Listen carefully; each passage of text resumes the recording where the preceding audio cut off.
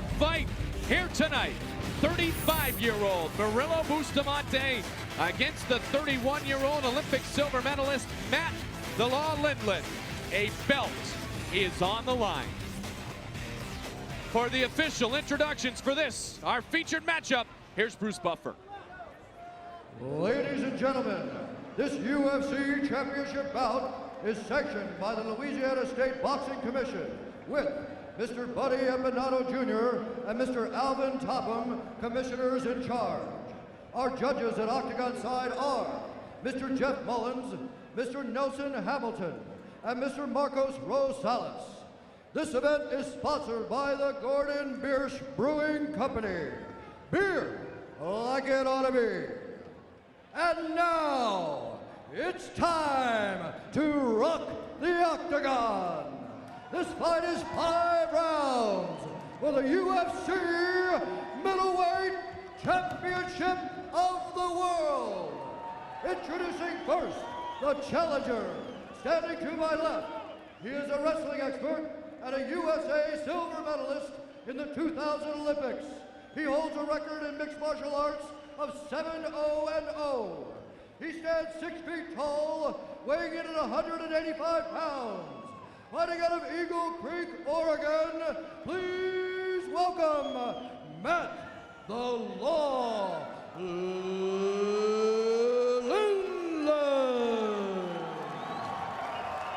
And now, introducing the fighter standing to my right.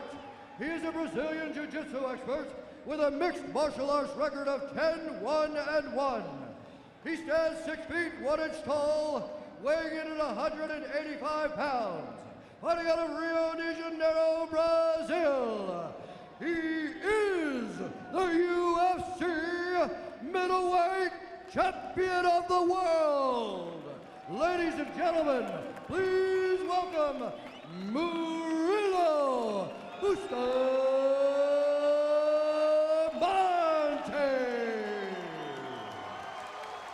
And when the action begins, our referee in charge is Big John McCarthy.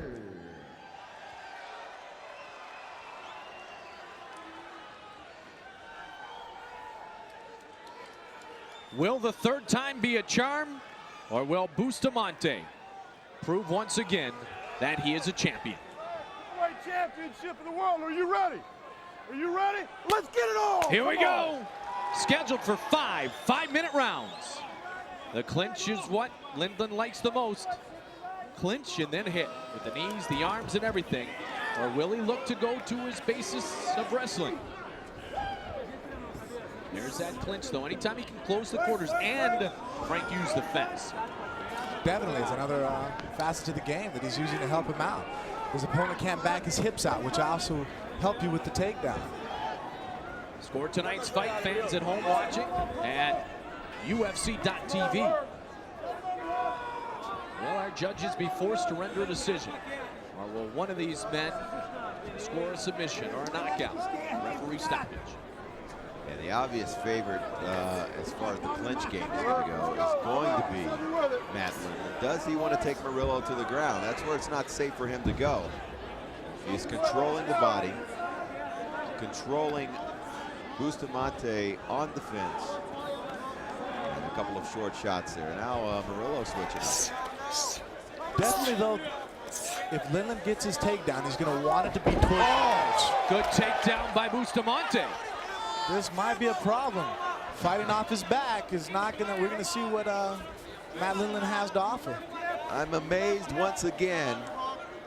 Bustamante wrestling the wrestler. He boxed the boxers.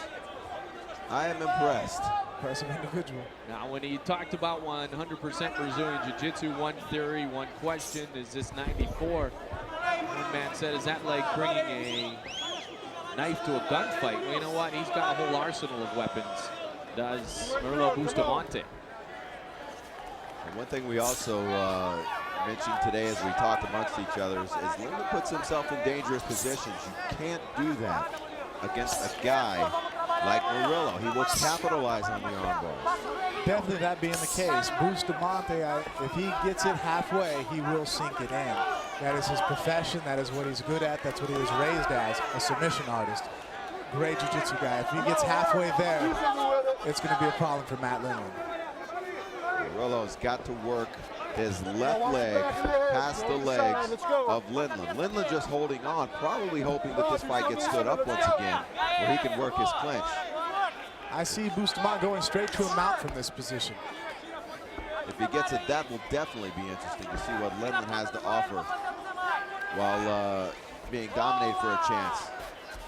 We know he is extremely well versed in submissions too, Jeff. I apologize. Murilo Bustamante, 7 times Brazilian Jiu-Jitsu national champion. Oh, look out, armbar coming out. Does he have it? It's straight. Does he have it? It's straight. There it is. It's over. No, wait. No. No, you're fine. Hold on. Stop. Time, you're fine. It's your corner. Come on to your corner. To the corner. You're fine, Bustamante you're fine. thought Lindland had tapped. Oh. McCarthy says you're fine. That was also His hand close. was going to the thing. I apologize. His hand's going to the thing. Put your hand right. Put your mouthpiece back And that in. may have Put your cost mouthpiece Murilo back this in. fight. Can't. Your I hand was am going to not start sure to what tap happened. on him, all right? Your hand was going to start to tap. I'm letting the fight go. I'm letting the fight go. All right, John explained it. He said your hand was going to tap. Let's go. We're going to start. Letting it go. He's going to let him go. Here we go.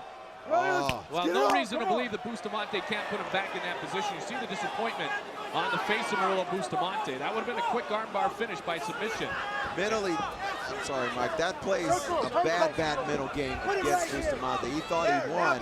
He's already done fighting, and now he has to go back in and fight again in his mind. I am thoroughly confused. I have no idea just what happened. His arm was fully extended. From our vantage point, we couldn't see if there was a tap happening or what happened. Now Lindland shook his head. I wasn't tapping. Of course, what do you expect his reaction to be? But right now the action continues, and that's what Murilo Bustamante has to understand. This fight is continuing. He's got to work through that momentary disappointment and try to get himself back into an advantage position. This might not sound the greatest, but I got to tell you, from a jiu-jitsu man's point of view, if I straighten your arm once and you dispute the tap, the second time you're not going to have time to tap. I'll make sure that there is no doubt that your arm was taken. Don't give up the move until the referee tells you to give up that move. Murilo's being a good guy. You can't really fault him for the fact that he's not out there to maul somebody. But then again, you expect everybody to go ahead and be honorable in the same system. I understand exactly what you're saying. And Royce Gracie talked about the same thing. When we take the Legends of the Octagon show with Royce. I got you, tap. If you don't tap, you're going to be in trouble. That's right. So let's see if he can get back to that position, though, because right now, here's the clinch, and a throw attempt unsuccessful, but Lindland trying to do his work now.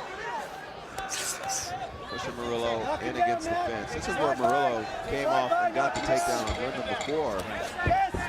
Not much time left.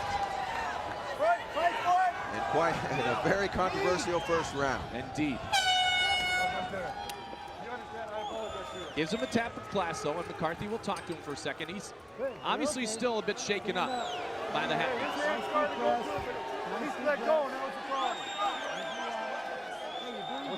And all his cornermen and his supporters here are just talking about what we talked about, Jeff.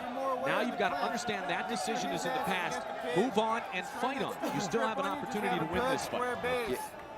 Get over your mindset. Don't stay in that mindset that, oh man, I just won this fight, but something's happened. You got to get over it and move on. Look at this. Lindland, using his wrestling, hops over into a bad position, leg over, arm extended. Man, it's hard to tell. I don't think he did tap. Now watch the slow-mo, or was he reaching for his hand position? And then there's a controversy of how many taps counts as a tap. Not sure. Looked as though he definitely had it in his mind he was thinking about. But the only reason why he got out of that arm bar was because of John McCarthy interfering. Now that's correct. Regardless whether he tapped or not, if McCarthy hadn't interfered, the arm would have been broken. All right, online scoring round one. A slight advantage given to Murilo Bustamante. Our fans around the world, thanks for participating, UFC.tv. Stay with us as Lindland tries to work the clinch. And he goes, another takedown. wrestling the wrestler again. What is this guy? Boxer, jiu-jitsu, and taking down a takedown master like Matt Lindland. I don't know what's going on here. Well, his bio needs to be updated because he is more than Brazilian jiu-jitsu. I really feel that Bustamante is going to go back for the mount in this position. Oh, good reversal. He's going to push him into his guard. Definitely. He's going to either go for the back or come up for a sweep at this point. Second round, 5 are scheduled. 5 minutes in duration.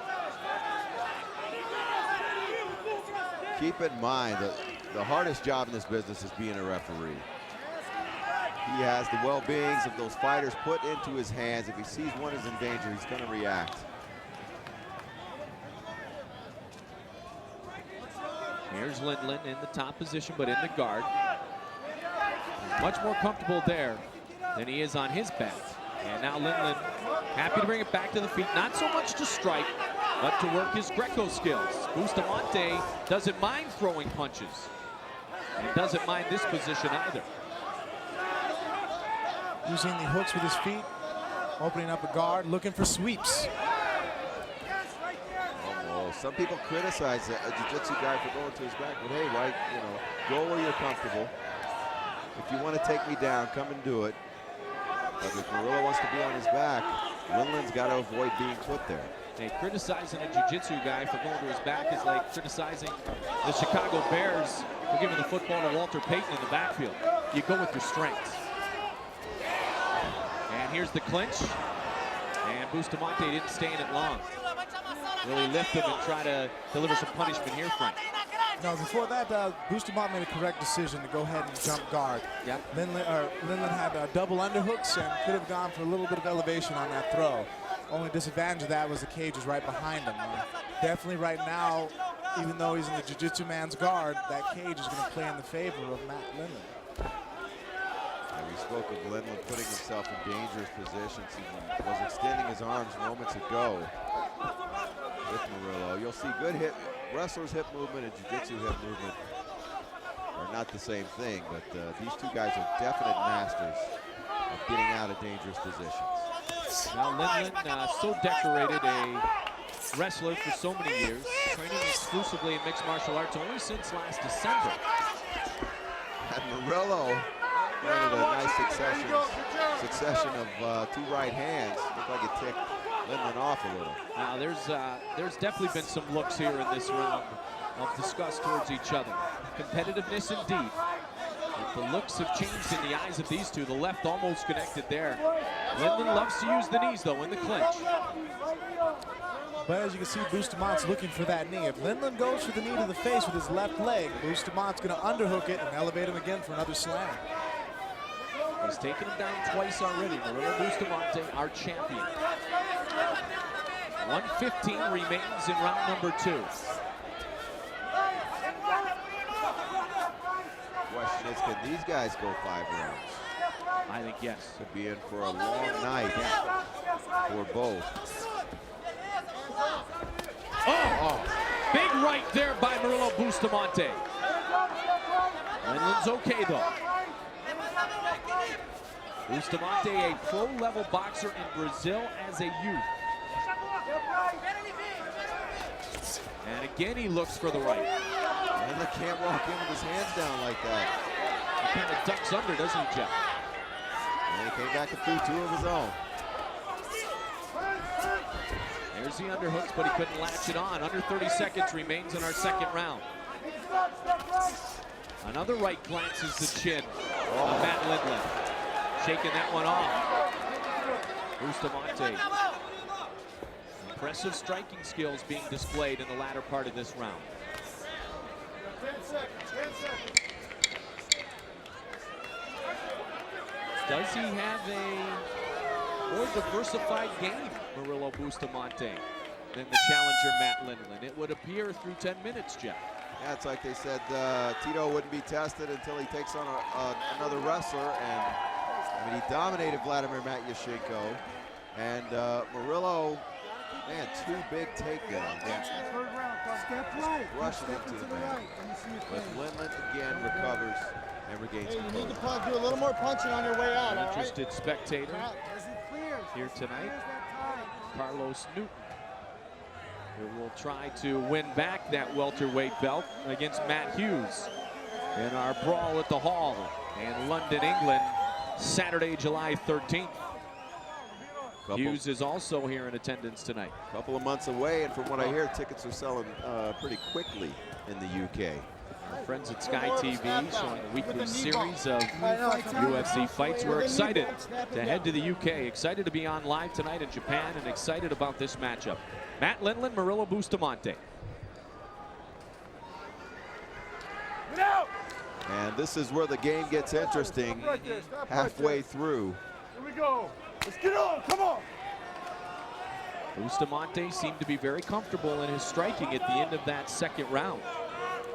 Matt Lindland seems to be bleeding a little bit from his nose. Could be a testament to that. Bustamante doesn't take the center of the ring there, Frank, and really try to force the action, it seems. That, and also because if a takedown does happen as the jiu-jitsu guy in the middle of the ring, you don't have really the cage to attest for. You can go ahead and work more a little bit freely. And that was a heated exchange there. Both popping back and forth, throwing heavy leather. Down goes Lindland. Combination by Bustamante. Now he's going to try to finish it. Lefts and rights raining in on Matt Lindland. Can Lindland recover? Can he survive? Bustamante needs to go for a guard pass at this point. His opponent's dazed. Lindland is hurt. Continuing to try to force the stoppage. Lindland. Bustamante still taking the action to Matt Lindland. Murilo Bustamante, a chance to finish it here. There we go, guard pass. Oh. Punish him. Very, very nice. And his arm was trapped momentarily, but look. Lindland with a takedown. He is in the guillotine, though. Yep. Bustamante has the guillotine. Arms looks like it's trapped. Still working the guillotine. There's the tap. It's all over. Whoa. The guillotine was sunk. The submission official this time. And Murilo Bustamante retains his UFC middleweight belt.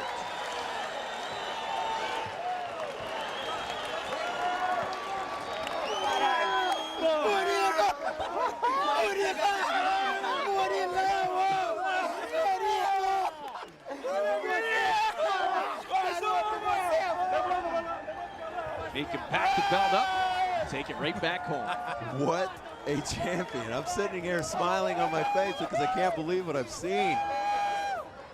Lindland has shown, I mean, unbelievable improvement over the last several fights he's had.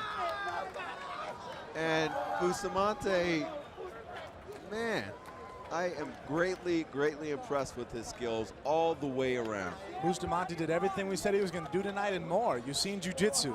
Had an arm straight, went through sweeps, jumped guard, ended up winning the fight on a submission using the guillotine. The hands that we spoke about were what set it up, dropping Matt Lindland with a powerful right hand, and even out-wrestled the wrestler, in my opinion.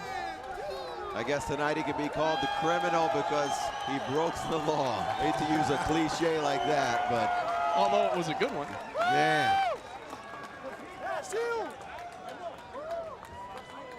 And disappointment once again for Matt Lindland in his attempt to be a world champion.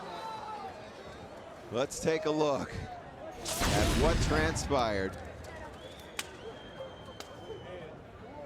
Oh, a short, powerful right. Sends him to the ground. He is dazed.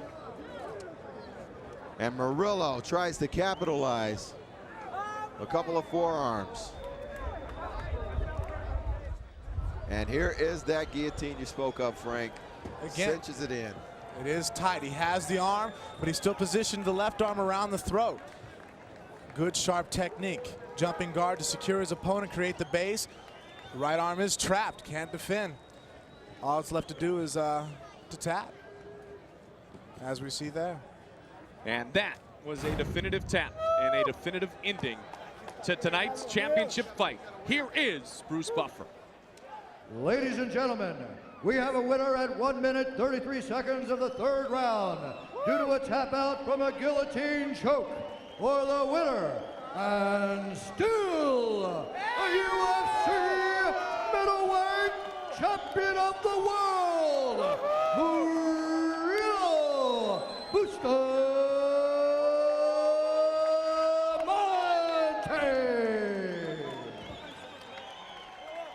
Let's have a big hand for Matt Lindland.